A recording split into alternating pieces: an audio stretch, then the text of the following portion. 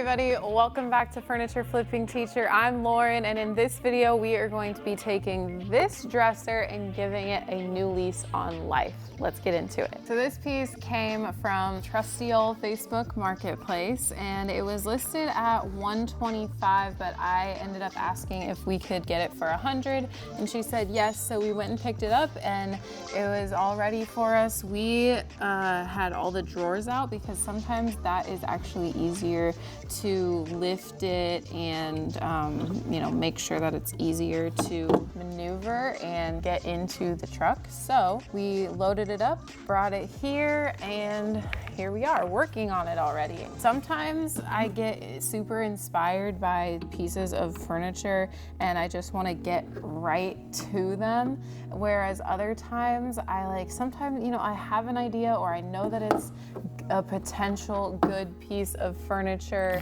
but I'm just not 100% sure what exactly I want to do on that piece yet. But for this piece, I was ready to dive in. So some of the other pieces are gonna have to wait a while until I'm ready to tackle those. So I'm just removing the hardware first so that we can go ahead and give this thing a nice clean. So that's what I'm doing. All right, now all I am doing is removing the drawers because I'm going to clean in here, and I want to go ahead and label these drawers because oftentimes drawers can really only fit back in the same spot in order for it to work correctly. So I just like to label them down on the bottom. All right, and now we clean. I've got my Lily Moon furniture prep here in my bottle, and I've got the white rags that I like to use to clean, and all I'm gonna do is spray it down and then wipe it back. The goal is to get all of the dust and dirt off of there and make sure that we're just starting with a nice clean slate. Luckily, this piece is not very dirty at all. Even if you don't see a whole bunch of dirt and grime, it's still really important to clean because there can be grease on it, which is not super visible, grease and oils from just our hands and our skin. And it's important to get that off there because if there is that on there, the paint won't adhere correctly. So we need to get it off regardless if the piece looks dirty or not. And although I see that the inside looks pretty clean as well, there's nothing that's gonna be hurt by me doing just a quick wipe down in there because there's probably still a little bit of dust. One thing I love about that Lily Moon furniture prep cleaner is that there's no rinse needed. There's no residue that's left behind. So that means we're ready to sand. Whenever I can save some time on a flip, that's a plus for sure. So I'm getting my surf prep out and ready here. I'm gonna put a 120 grit on there. We're gonna do some scuff sanding. And then also on a couple of the drawers, I think I am gonna go down the raw wood because I've got a design in my head that I wanna try and execute on this guy. And yeah, we're just gonna get right into it. Let's scuff sand.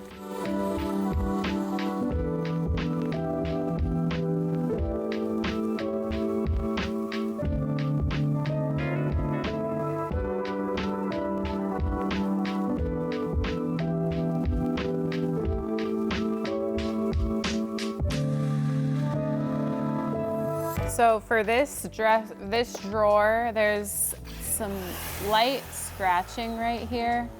I think there was a dog that was jumping kind of and scratching on the top row of this dresser when the previous owner had it. And so I was a little nervous to see if it would come out because I want to sand these raw. But this one, they came out. They're not super deep. It pretty much just scratched the finish off.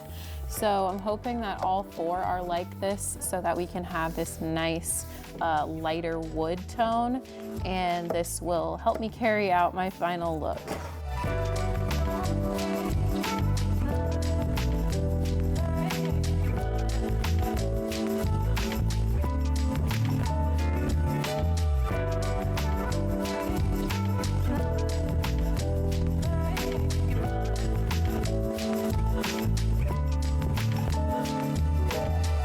time to prime this guy.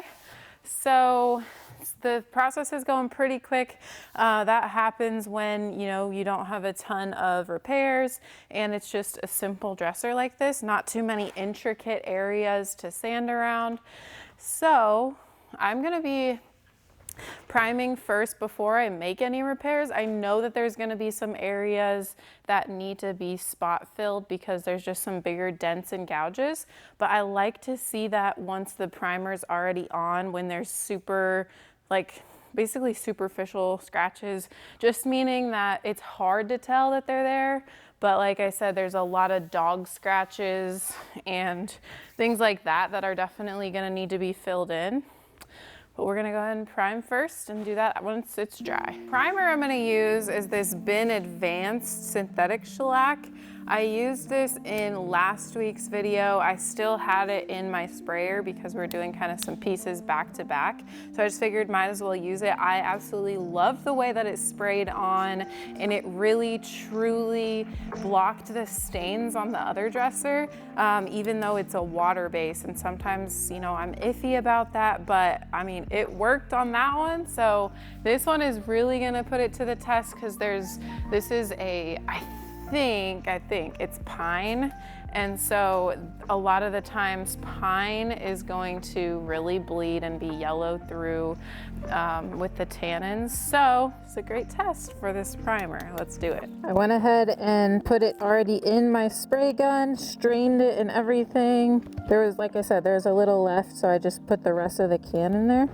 Now I'm gonna test out my spray pattern, make sure we're all good to go, and then we'll spray the whole piece.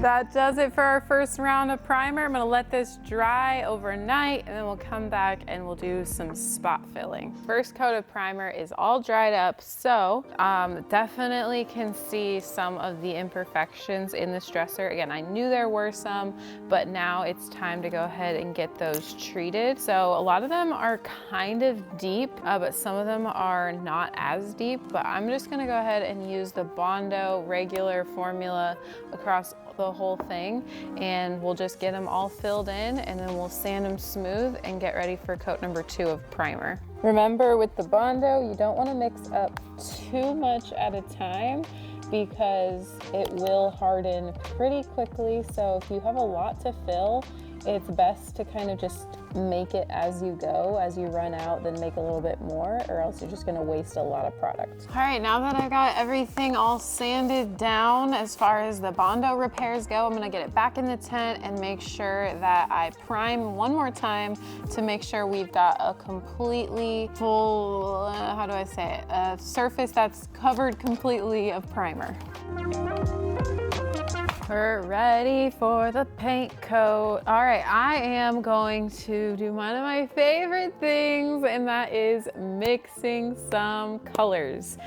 So I am not only on a mission to earn a lot of profit this year from flipping furniture, to show you guys that it is seriously possible and can be life-changing to flip furniture for profit, but I am also on a mission for myself to kind of get rid of or use up all of the paints that I have on hand. You know, brands gift them to us, but then also I love trying new products and new paint, so we've just got a lot. Well, it's okay because I love mixing colors, and sometimes I might not have enough for one whole piece, but if I mix them up, then it's enough. So I am going to be using Lily Moon Paints Ivory Coast, which is this one right here, and then Lily Moon Paints Ironstone, and these are both the Opulent line, and I used them on that pour over project that I did way back when. So obviously that only took a small amount, but I have, you know, substantial amounts of both of them. And I know that this amount of both together will be plenty to cover this dresser. So I mixed them together, and I was going for kind of a neutral color, a beige-ish. And this one was a little bit too gray for me, and this one was a little bit too light for me. So I was like, let's mix them together. And so I came away with this really pretty kind of like taupe color. And so that is the color we're gonna go on this dresser here. And I haven't forgotten about the top 4 drawers. We're gonna be doing a paint wash, and I'm probably gonna do that just after I get this first coat of paint sprayed on. So I need to mix these together, and that way I have all of it together, and that's all the paint that I'll need and have for both spraying and for the paint wash. So let's get these mixed up. If you want an exact mix, I'll try. It's basically 50-50, except the ironstone is just a tiny bit less than the Ivory Coast. So slightly less than 50-50, maybe 60-40. Well, no, it's not even, probably like 65-35. Or is that even how you do it? I don't even know. 55-45, that's what we'll call it. Just important to get all of it mixed in, and then I'll use this to pour into my spray gun. So that way I know that it's all one color, and we're not gonna get any lighter spots or darker spots through the spray pattern.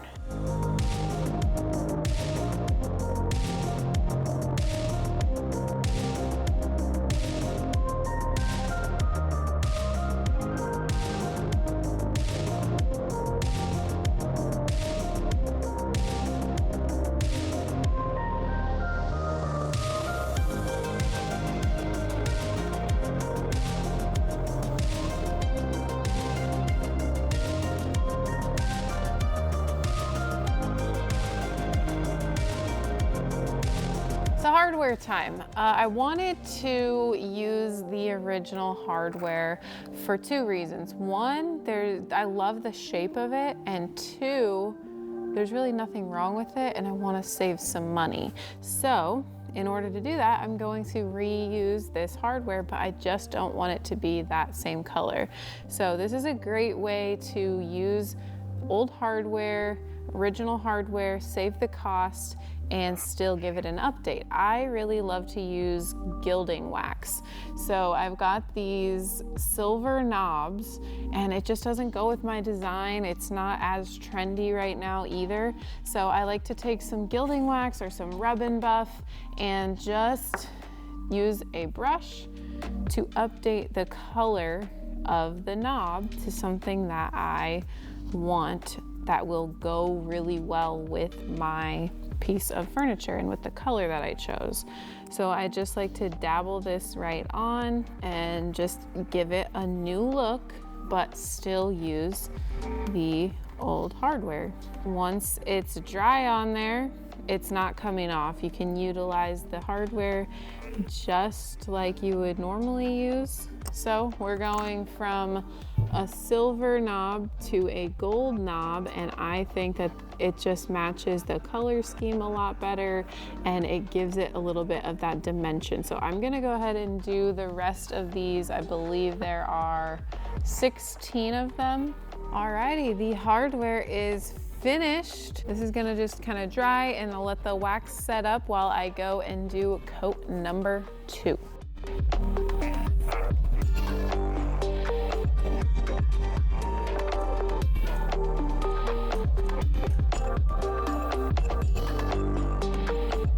It's time to do the paint wash on these 4 drawers. So I had sanded them raw earlier on when I was scuff sanding the entire thing. And now I've got the mixture of paint just mixed with some water. Probably, I don't know, 75% water, 25% paint. And really a paint wash is just water and paint. You decide how much you want to water down your paint. It kind of depends on how opaque you want your end result to be, but remember, you can always layer it. So I always like to kind of go lighter, and then I can always do multiple coats if I want it to be darker. Then all I'm gonna do is take my brush, dip it in there, and then paint it on. It will be much more watery than just regular paint, a little bit more runny. You kind of want to just work quick. You're gonna go from side to side in one direction all the way across, making sure you're getting those edges as well. And then once you've got everything covered, I'm just going to take a lint-free cloth and wipe back the excess that hasn't soaked in yet. So what we're doing with the paint wash is sort of just eliminating any yellow tones or any orange tones that may occur once we put a top coat on it. And it's also just lightening them up a tad bit to kind of help it better contrast with the paint color on the entire piece.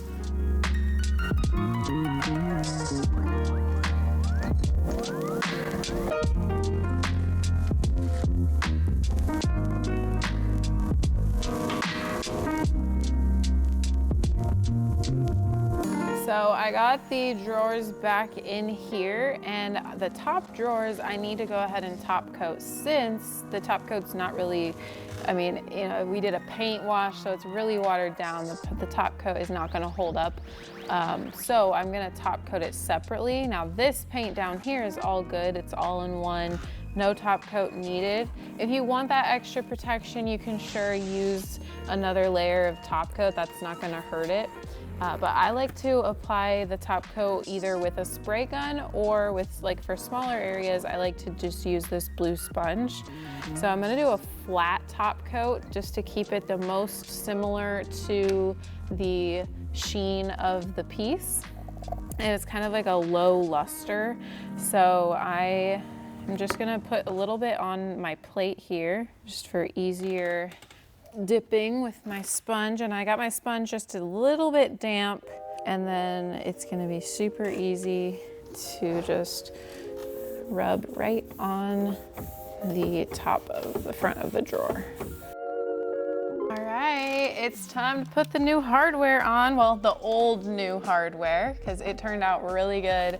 And I think that color is really gonna complement the whole dresser. Keep with the natural style, but give it just a little bling that it needs. Also, if you've got drawers that are like inset into your piece and you have them in and then you can't get them out, a good tip is to use a screwdriver.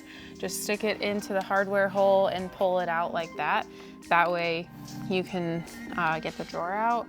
And then another thing you could do would be like to put little tape tabs on there. I find that the screwdriver is just a little bit easier for me personally. I'm not so sure about the hardware. I like the hardware as it is, like as I did it, but I don't know if it was the right choice for this piece. So let me know down below what you think. Is it too much of a pop on this neutral color? Should I have gone black? Should we have gone a different color? What do you think? Let us know. All right, let's go over some numbers real quick. We've got the dresser itself for $100, and then the primer was actually left over from a project that I did last week, and the total amount spent on that primer was $13. So, I mean, you know, let's call it $10 for primer just to be conservative. So that's 110, and then between the paint and the hardware gold gilding wax, we spent right around $50 because I used that paint on another previous project. Same with the gilding wax. So I'm really trying to use up a lot of the products that I have on hand, like I told you guys, so that one, I can continue to keep the price down, but two, I just need to get through a lot of my paint so that it doesn't go bad, or just so that it's not sitting around for no reason. So $160, and then give or take about $10 or $15 for like sandpaper, wood filler, things like that. So we're all in at $175 for this piece, which I think is a pretty good buy-in. It's not too high and the piece is really solid wood. So I think that it could go for somewhere around $700 or $800. I'm really trying to just play with my market. I know confidently that I could get about $500 out of it, but I'm just trying to continue to up the prices to see right about that sweet spot where my market truly is and what I can confidently get out of a piece of furniture. So with that being said, I am gonna go list this piece on Facebook Marketplace, and then we'll also have it available on our online store and here in person. We are actually opening up this weekend and I'm super excited to have people in the shop for the first time this year. For the pieces that we aren't having numbers in that specific video, like that haven't sold by the time the video goes out, we'll be updating the numbers at the end of the month, so definitely stay tuned so that you can see the potential in furniture flipping. I'm not telling you guys and sharing the numbers so that I can brag to you about how much money that we're making. I'm simply sharing the numbers so that you guys know what is possible if you are interested in getting started flipping furniture to earn an extra side income. We've also got a 5-day challenge coming up very soon, so be on the lookout for that. And thanks so much for watching. I'll see you on the flip side.